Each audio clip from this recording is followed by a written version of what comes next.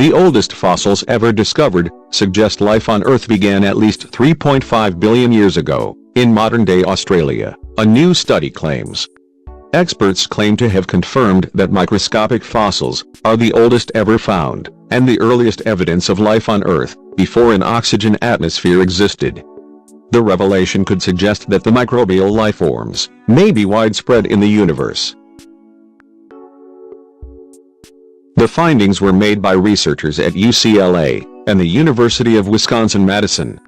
Their study describes 11 microbial specimens from 5 separate organisms, linking their form and structure to chemical signatures characteristic of life.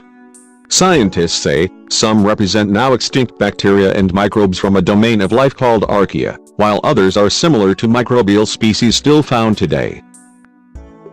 They say the results show that the microfossils are from a primitive, but diverse group of organisms, which could be widespread throughout the universe. They also suggest how each organism may have survived on an oxygen-free planet.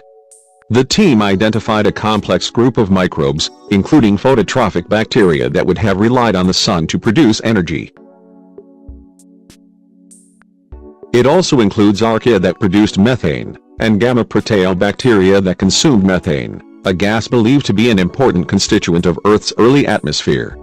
The findings were made using a state-of-the-art secondary ion mass spectrometer, one of just a handful of such instruments in the world. Using this, the team was able to separate the carbon composing each fossil into its constituent isotopes, and measure their ratios. Isotopes are different versions of the same chemical element, that vary in their masses, due to a different number of neutrons in the nucleus of each atom.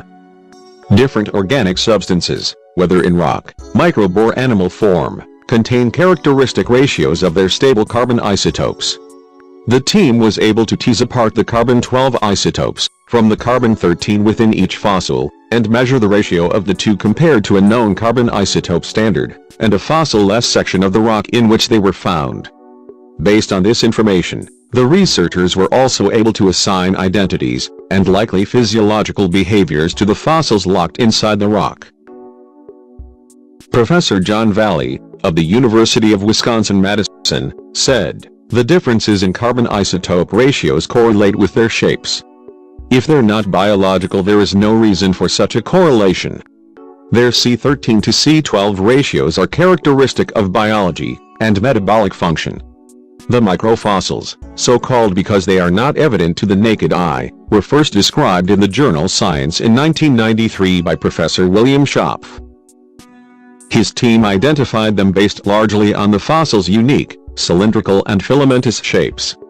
Professor Schopf, director of UCLA's Center for the Study of Evolution and the Origin of Life, published further supporting evidence of their biological nature in 2002. He collected the rock in which the fossils were found in 1982, from the Apex Chert deposit of Western Australia, one of the few places on the planet where geological evidence of early Earth has been preserved.